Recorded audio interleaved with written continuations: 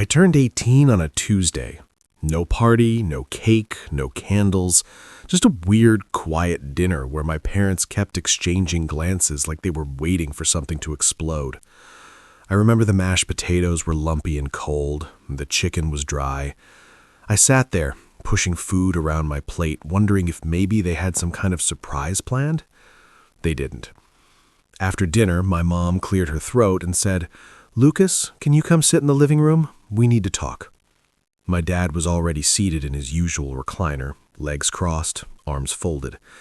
That look on his face, the one where he tries to look serious but ends up looking like he's trying too hard, was already setting off alarm bells in my head.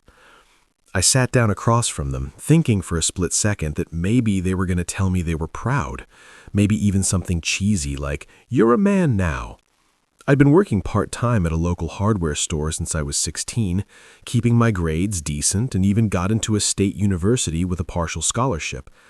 I didn't expect fireworks, but I also didn't expect what came next. "We just want to be honest with you," my mom began. Her voice was calm, rehearsed. "We never really saved up anything for your college." I blinked, trying to process. Before I could even react, my dad jumped in like he couldn't hold it in anymore. "It's not that we didn't want to," he said, leaning forward. "It's just, well, we honestly didn't think you'd actually go or amount to much."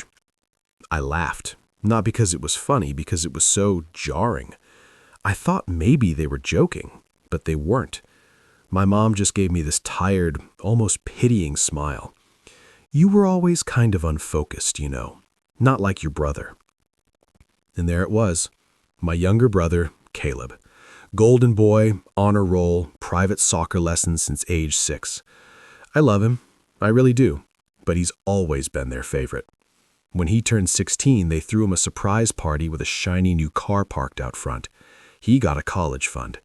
I got a pair of socks and a keychain that said, "Go get 'em." At the time, I shrugged it off. I figured they were waiting to help me when I actually got in somewhere. I figured they were just being careful. Turns out they'd written me off years ago. I didn't yell, I didn't cry. I just sat there nodding slowly, pretending it didn't sting like hell. "Okay," I said. "Thanks for telling me." I went back to my room, shut the door, and stared at the ceiling for what felt like hours. That night, I started applying for every scholarship and part-time job I could find. I picked up weekend shifts at a local diner, started doing odd jobs on campus bulletin boards, even tried tutoring younger kids for cash. I was determined to go to college, even if I had to crawl there. That was 6 months ago. I'm in my second semester now. I work 2 jobs, barely sleep, and sometimes I skip meals just to make rent. And yet, every few weeks I get a text from my mom saying something like, "You've been really distant lately. Is everything okay?" Or worse, she'll send one of those guilt-trippy messages like, "We're still your family, Lucas. You can't ignore us forever." As if I owe them closeness after what they did. As if I'm the one pulling away for no reason.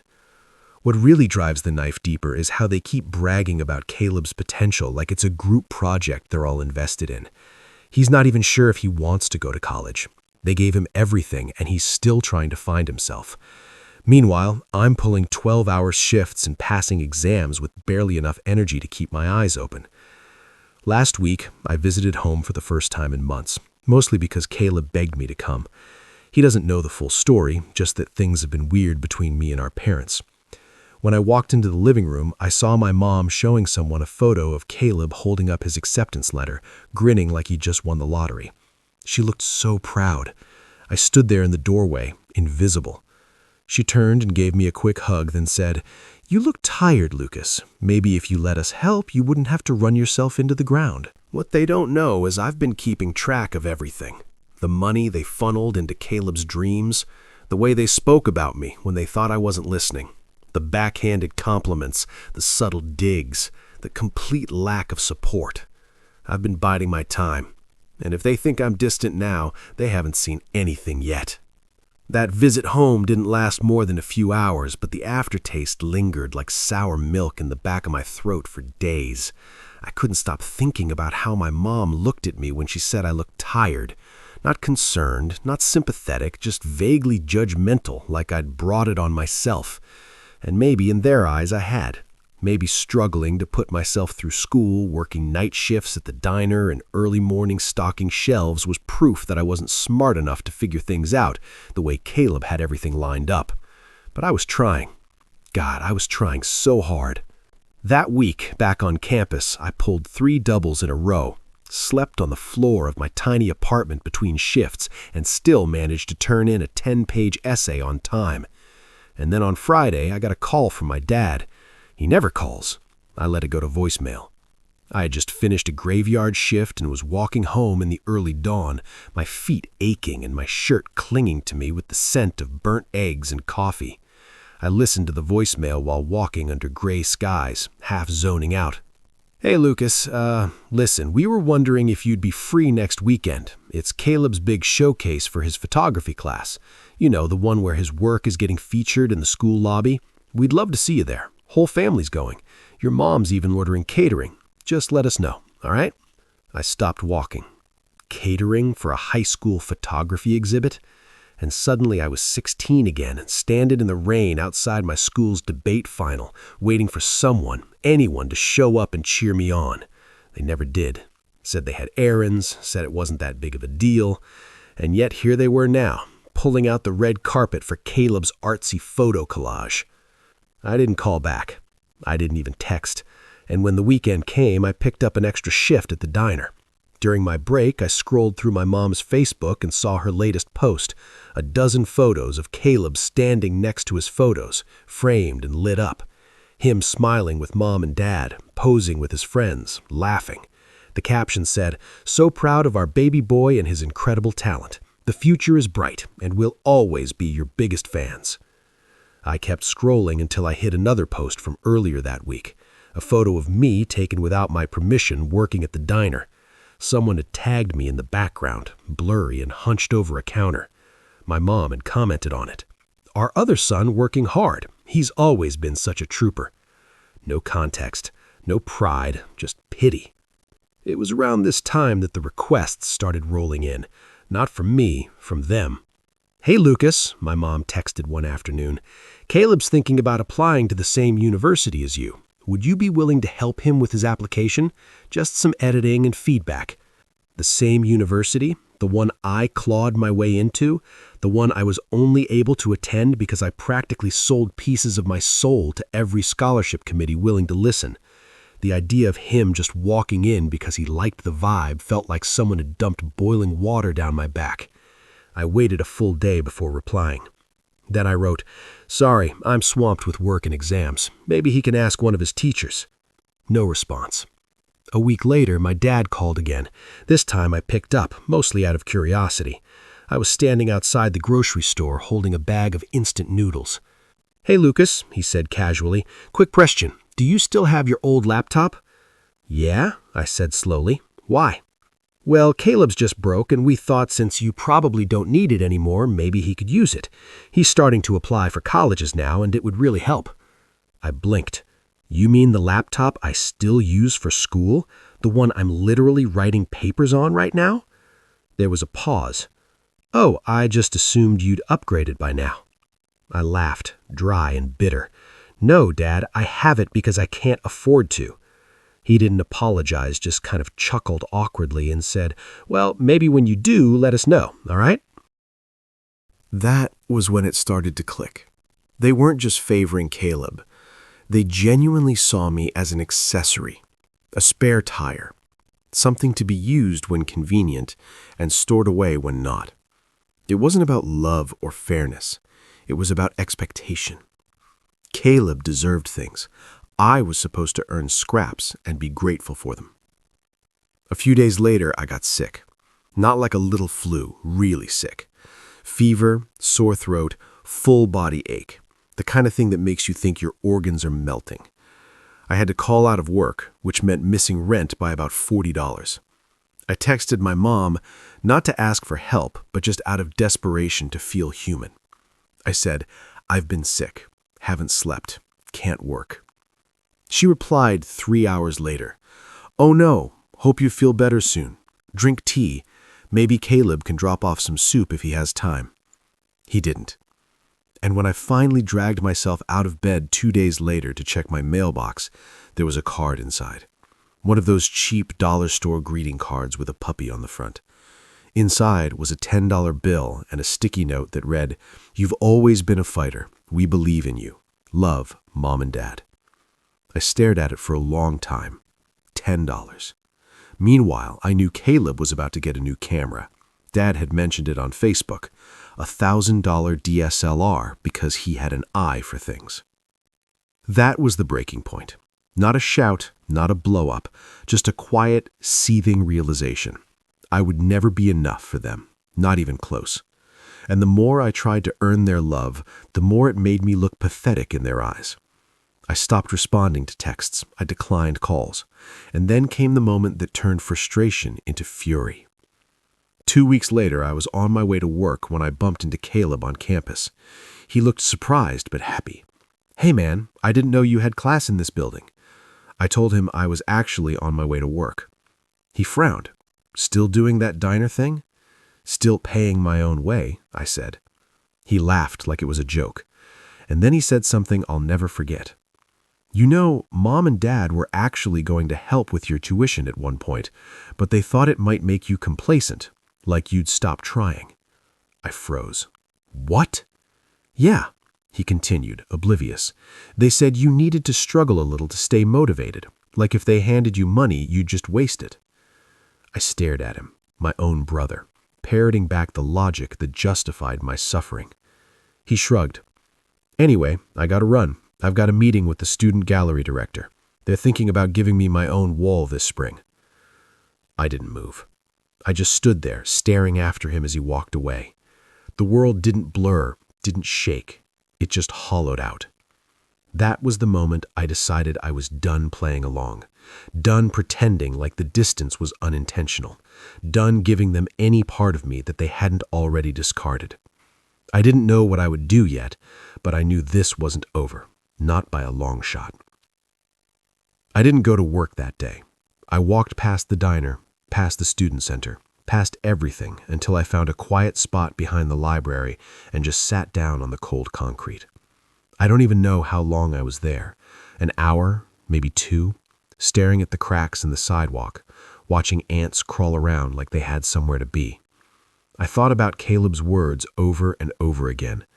They thought if they helped me, I'd stop trying, that I'd grow lazy, that I didn't deserve help.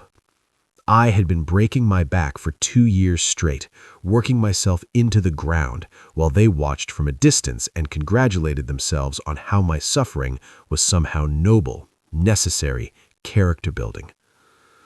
I felt rage, yeah, but beneath it was something heavier, something I hadn't admitted to myself until that moment. Shame. Not because I'd failed, but because I'd spent so long chasing scraps from people who never saw me as worth feeding in the first place. And now the worst part. I felt hollow. I had nothing left to prove, and no one left to prove it to. That night, I went home to my apartment and stared at the bills on the kitchen counter. Rent overdue by 5 days, electricity due in 2. My phone was at 3% battery, and I couldn't find my charger. I hadn't eaten anything except a gas station granola bar since yesterday morning, and I was so tired. Tired in a way sleep couldn't fix. Tired in my bones. I laid down on the floor because my bed was covered in clean laundry I hadn't folded. I pulled a hoodie over my face to... I didn't go to work. I missed class. I let my phone die. I didn't eat. I didn't shower. I just lay there feeling like a ghost inside my own skin. And when I finally got up, when my stomach hurt so bad from hunger that I couldn't ignore it anymore, I looked in the mirror and barely recognized myself. My face was pale, my eyes sunken. There were bags under my eyes so dark they looked like bruises. And still, I reached for my backpack, grabbed my laptop, and walked to the campus library. I had one thing left, my mind. It was the only thing they hadn't taken from me. I started slow. 1 email, 1 scholarship, 1 line on a resume. I applied for a campus tutoring job, then another part-time job at the computer lab. I went to the financial aid office and asked questions I should have asked a year ago. found out about emergency grants I didn't know existed. I sold a few old books online, even posted my notes from last semester's chemistry class on a study help site, and started making $10 here and there when people downloaded them. I ate ramen for a week straight and drank water from the library fountains. I went to bed with my coat on because I couldn't afford to turn on the heat, but I kept going. I started waking up early, not because I had energy, but because I needed time to work before classes. I'd take shifts at the computer lab from 6 a.m. to 9, then sprint to class. In the afternoons, I tutored high school students over Zoom, using the library's study pods for privacy. I even started helping a freshman with math in exchange for meals.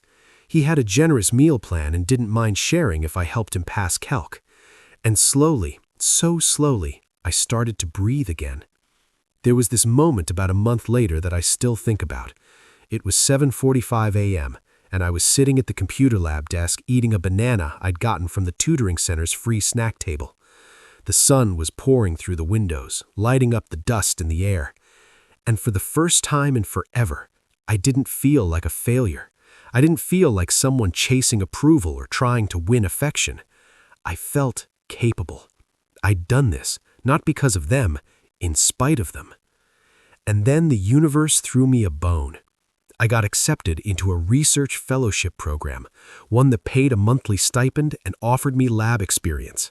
I applied on a whim weeks earlier, thinking I'd never get it, but I did. And the email came with the subject line, "Congratulations, Lucas." I sat there and read it 5 times before I let myself believe it. 3 days later, I was able to pay rent on time for the first time in months. I bought a space heater, I restocked my fridge with actual food, I even replaced my frayed backpack with one I found on sale. And then, in one impulsive act of self-care, I bought a cheap journal and started writing again, something I hadn't done since I was 15. It wasn't all sunshine after that, not by a long shot. I still had moments where I'd get bitter. I'd still see family photos online and feel that sting like a wound I kept scratching. Caleb posted a video of his college decision reveal, and there they were again, Mom and Dad, clapping and crying and hugging him as he opened his acceptance letter.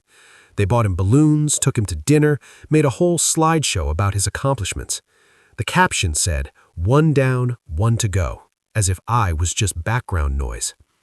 But something inside me had changed. They didn't break me. They tried. Whether they meant to or not, they loaded me down with doubt, tied bricks to my legs and tossed me in the deep end. But I swam. I clawed my way back to the surface, breathless and shaking, but alive.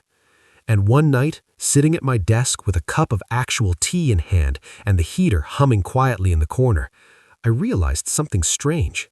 I no longer cared if they ever said, "We're proud of you," because I was proud of me. I didn't need their words. I didn't need their guilt-tripped apologies or their backhanded praise or their thinly veiled pity. I had built something out of ashes.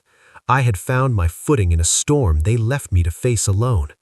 And now I was watching, waiting, not for them to change, but for the moment they'd need something from me, because I knew it would come. And when it did, I'd be ready. By the time spring rolled around, I had a routine that worked. I wasn't thriving yet, but I wasn't drowning either, and that alone felt like a kind of victory. The research fellowship gave me just enough stability to stop constantly fearing the next rent deadline. I had groceries in the fridge, a desk that didn't wobble anymore, and my own copy of the campus gym pass, which I'd won in a scholarship raffle. I still worked long hours, but I wasn't exhausted. I was driven, focused, and something else had started to grow alongside that drive. Clarity. It started with a single question, the kind that buzzed in the back of your mind when things go quiet. What would they do if the roles were reversed? I thought about that more than I'd admit. What would they do if I were the golden child and Caleb were scraping by? Would they have let him struggle like they let me? Would they have made him fight for every crumb of affection, every dollar of support? Or would they have thrown him a lifeline at the first sign of trouble? The answer wasn't hard to guess. They never expected me to win. They never even expected me to compete. And now that I was doing better than ever, there was this weird tension in the air whenever we talked. Because yes, we still talked occasionally, out of obligation more than anything. My mom would send little check-in texts.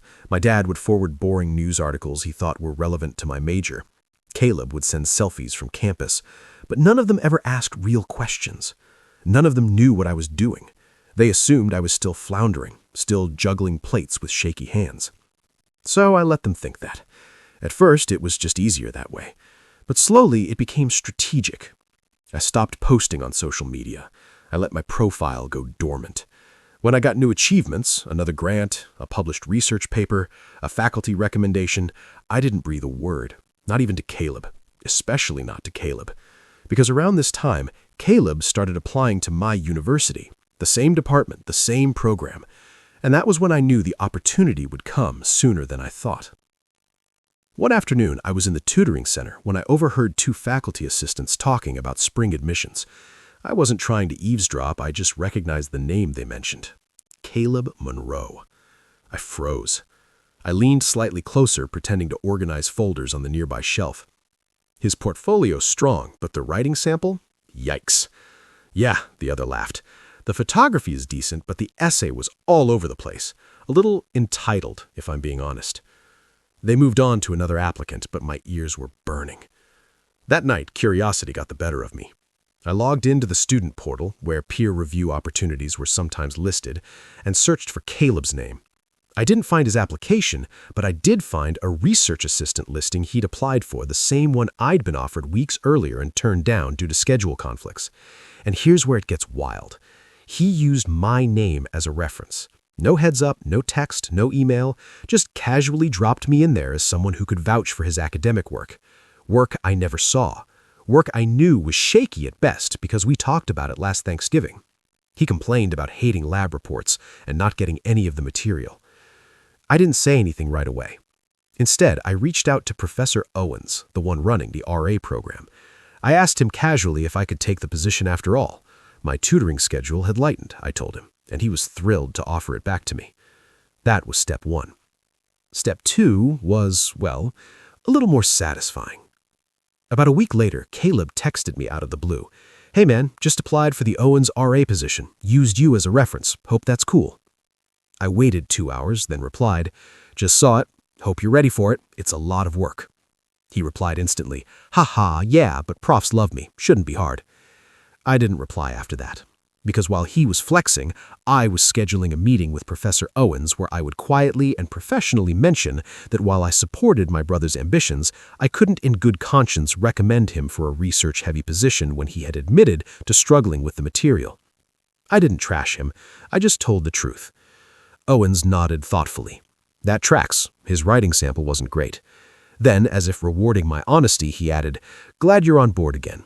This year's cohort could really use someone like you. Someone like me." That hit harder than it should have. Later that week, Caleb called me, frustrated. "Did you talk to Professor Owens? He emailed me this super vague rejection and said I didn't seem like the right fit." I kept my voice steady. "Yeah, he asked me about your work ethic and background. I told him what I knew." Silence. "Seriously, you used me as a reference without asking? What did you think was going to happen?" He didn't yell. Caleb wasn't a yeller, but I could feel the tension crackling through the phone like static. "You could have helped me." "No," I said calmly. "I could have lied for you. That's different." He hung up. I expected backlash from my parents, but it never came, which meant one of two things. Either he hadn't told them, or he had and they chose not to get involved. Either way, I kept moving. Around this time, I began building something bigger, something more permanent. I'd been developing a side project for months, a digital tutoring platform for underfunded schools in rural areas. It started as a class assignment, but had grown into something real. With the help of a friend from the business department, we built a prototype, applied for funding, got approved, won a pitch contest. By May, we had a small grant, 2 interns, and a partnership offer from a nonprofit I'd admired for years. And here's the thing, my name was attached to all of it, not buried in the footnotes, not hidden behind someone else's glow, mine. But I still hadn't said a word to my family. I watched from the sidelines as they poured more money into Caleb's college prep, new laptop, new furniture for his dorm, even a weekend retreat to clear his head before finals. Meanwhile, I paid off the last of my rent and bought a secondhand suit for professional meetings. I wasn't flashy. I didn't post about it. I didn't need to, because this wasn't about proving myself anymore. It was about letting them underestimate me just long enough. Then the perfect opportunity presented itself, and I couldn't have scripted it better if I tried. Caleb got into my university. They were over the moon. My mom called and left a voicemail crying with joy. My dad sent a group text about the boys being reunited. Caleb even texted me directly, acting like we were on great terms again. "Looks like I'll be crashing your turf soon. Maybe you can show me the ropes." I stared at that message for a long time because he had no idea what kind of ground he was stepping on.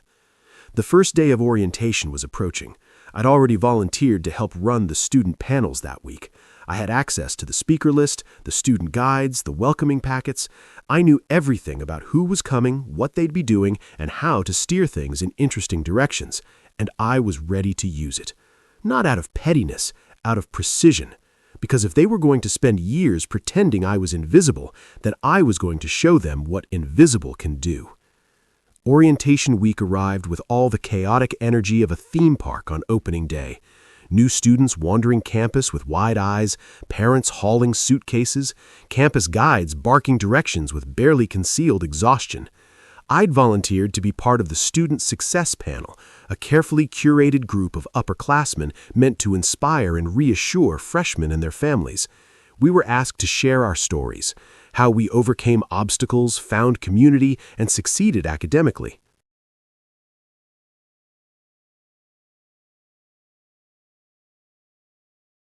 It was supposed to be wholesome, uplifting. Instead, I turned it into something else entirely. My moment. The event took place in the university's main auditorium, packed with incoming students and their parents. I recognized Caleb's voice before I saw him, shouting something about parking to my mom. Sure enough, there they were. Caleb in his designer sneakers, Mom in a bright floral cardigan, and Dad scanning the crowd like he owned the place. They didn't see me on stage until I stood to speak. I was the final student on the panel. The moderator handed me the mic and smiled. "Lucas, you're one of our research fellows and scholarship recipients. Why don't you tell everyone how you got here?" I took a breath, steadying my heartbeat. "Of course, I'd love to." I told the truth, not the clean, curated version, the real one. "I wasn't supposed to make it here," I said, pacing slowly across the stage. "Not because I wasn't capable, but because I didn't have the support most students take for granted." I watched as some parents glanced at each other. My mother shifted uncomfortably in her seat.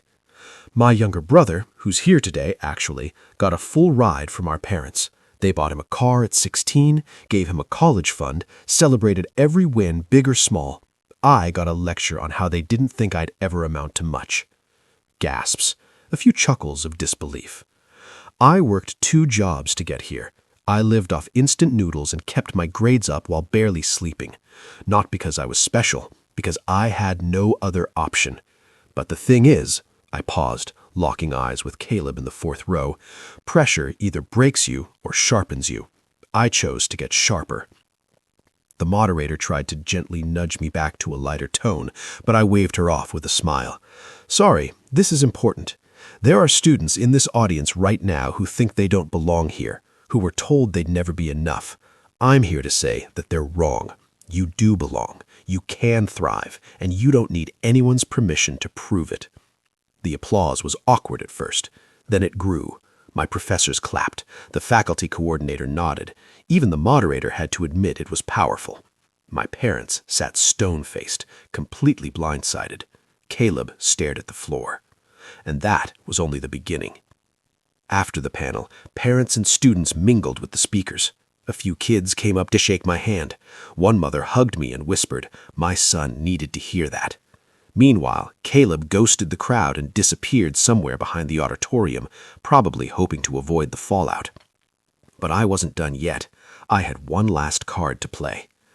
That afternoon, a reception was held for families of students receiving academic honors or leadership positions.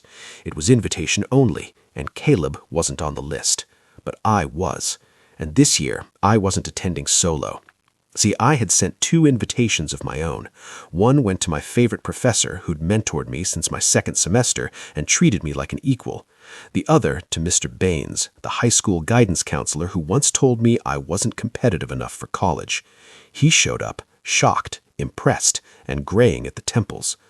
"Lucas," he said, shaking my hand, "I can't believe this. You look successful." "I am, plainly, and I remember everything you said to me, by the way." He laughed nervously, but I just smiled and walked away. My parents arrived late. I could tell from their expressions they weren't expecting the red carpet. They thought it would be some casual meet and greet, not a catered event with media booths, donors, and a slideshow featuring student achievements. And on that slideshow, on the largest screen in the room, was a slide that read, "Lucas Monroe, Research Fellow, Co-founder Equity Tutor, funded by the Blake Foundation, Academic Excellence Award, Invited Speaker, Student Leadership Panel, First-Generation College Student." I watched my mother's mouth fall open as the slides cycled past. My father blinked slowly, like trying to reboot his brain. They had no idea who I'd become. And just when I thought that was enough, fate handed me one more gift. A local journalist covering the orientation week asked to interview me, just a short feature on student resilience. I agreed. The article went online 2 days later. It opened with my quote, "My parents told me they never saved for college because they didn't think I'd actually go." That moment broke something in me, but it also lit a fire. The piece went viral on campus, and by the end of the week, I got a message from Caleb. "You embarrassed the entire family. You didn't have to drag us through the mud like that." I replied, "I didn't name names. If they recognize themselves in my story, that's on them." He left me on read. A few days later, my mom tried calling. I let it ring. Then another message came through. "We're sorry if we ever made you feel lesser. That was never our intention." I didn't respond. I had nothing left to say. Because the truth is, I didn't do any of this for revenge. Not really. That was just the fuel I needed to keep going when everything felt hopeless. The real victory was becoming someone I was proud of. I graduated a year later, with honors, got a job offer from a tech education nonprofit, moved into a small apartment with hardwood floors and a view of the city. And when I sent out graduation announcements, I included a photo of me standing in front of the auditorium in the same suit I wore the day of that panel. No note, no card, just the photo. My parents didn't reply, but I know they saw it. And that was enough. I built my future from the ground up, with no safety net, no cheering section, and no shortcuts. And now, every time I walk into a boardroom or speak to a struggling student, I carry that memory with me, not as a scar, but as proof that I was never the disappointment. They just couldn't see past their own expectations.